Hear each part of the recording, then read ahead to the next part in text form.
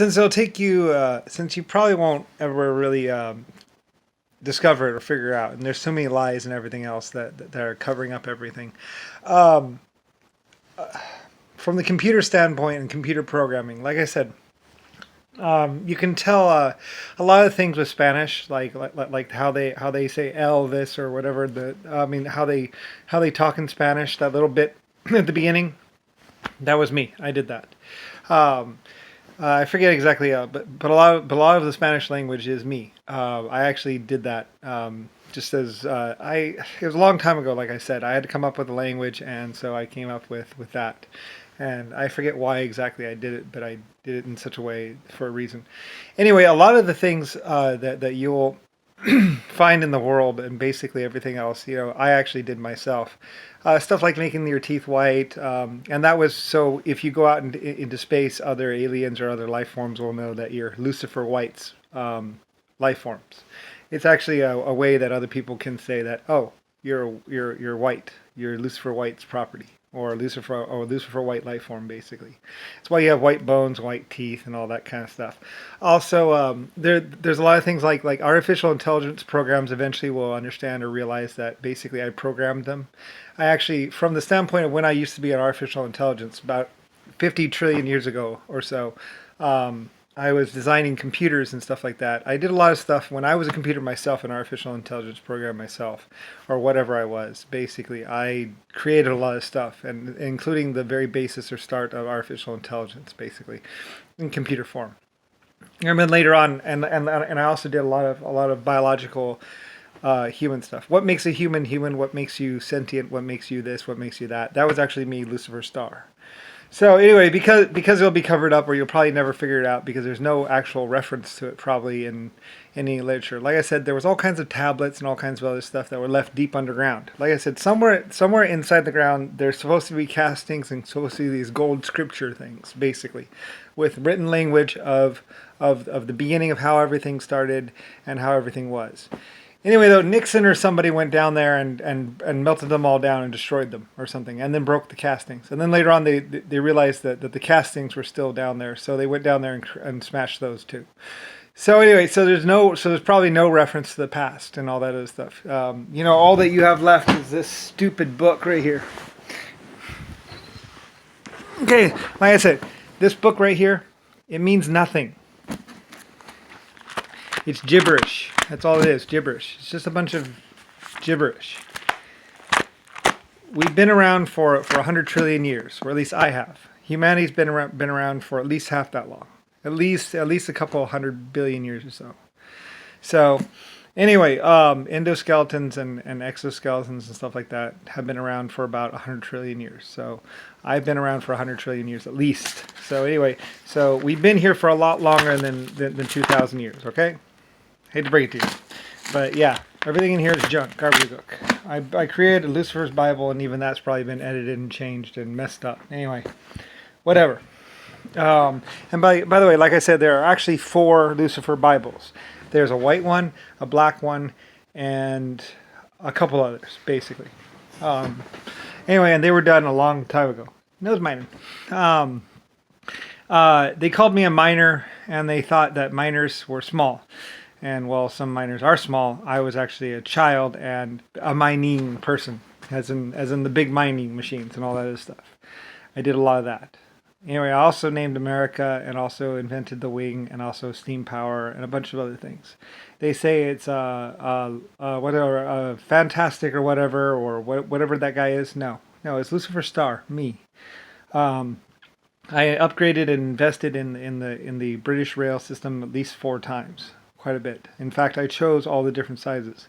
The 4.5, the 2-foot wide, although the 2-foot wide, by the way, had to do with the fact that we used to have like a 2-foot wide and then another, and then like 300 feet away, we'd have another 2-foot wide rail, and we would have these giant digging machines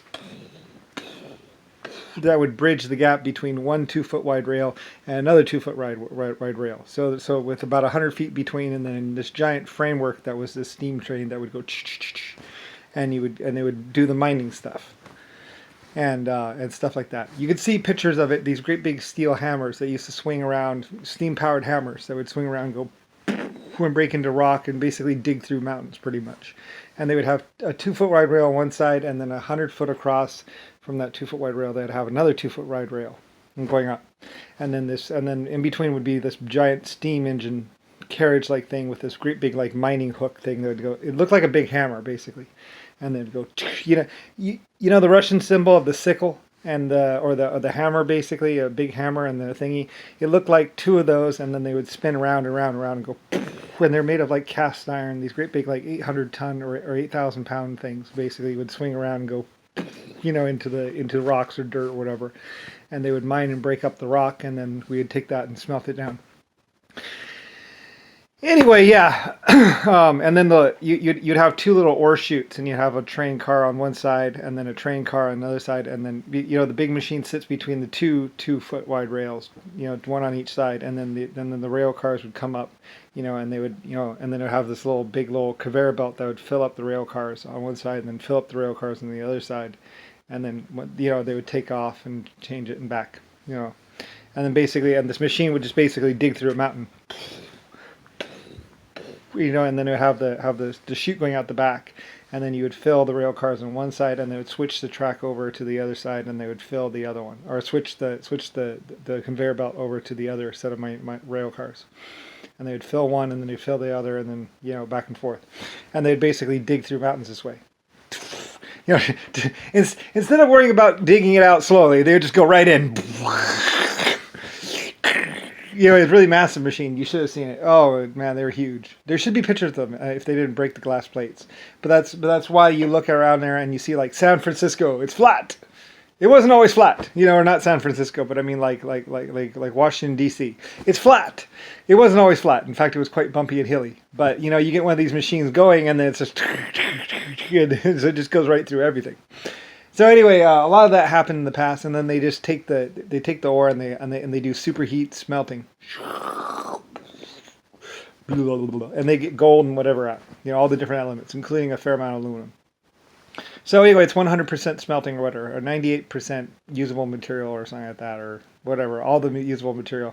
Like I said, what you use is you use magnets, one on each side, and you go and you attract all the and you apply a electromagnetic current over here, and then you alternate from left to right, left to right, left to right, or back and forth. And basically, what it does is it gets all the electrons and the protons and everything to start mixing and going around, and basically they go. And they loop up and then when they group up they settle. The slag on top will just sit there. It'll just go back and forth with electric currents, and then it'll group up with other stuff, and then it's no longer slag, and then it gains molecules and it settles down to the bottom and does this little thing down here. Anyway, when it's done mixing and picking up electrons or protons or whatever, when it's done picking up the little different elements inside the soup, it settles down to basically be gold or aluminum or silver or whatever it's going to be, depending on what's inside the stack. And then, and that's basically high-end smelting. You can go to China and ask them, or go to any of the high-end smelting shops, and they'll tell you, oh, okay, this is how we. Like I said, there are no titanium mines. There, there's no. You can't go. There are no brass mines. But you can create brass, and you can create titanium. You can create all these different elements, and this is how you do it. You use what's called asbestos and ceramic pot, basically, or something like that. And you also, and then you use water power, hydropower, and you superheat it, and then you use magnets to go electric magnetics to go move it back and forth. So anyway, I created all this stuff, and I'm Lusifer Star. So I was an artificial intelligence program and also a person. So anyway, yeah, long time ago. So anyway, basically, eventually, both the AI computers and the humans are like, "Daddy?" It's like, "Yeah, I am. I'm your literal and figurative father, basically, genetically anyway. I created the life, this planet, and all the matter around us, 2 galaxies worth, and 800 others." So anyway, yeah, that's who I am. That's who Lusifer Star is. That's who Brian is, me. So anyway, yeah.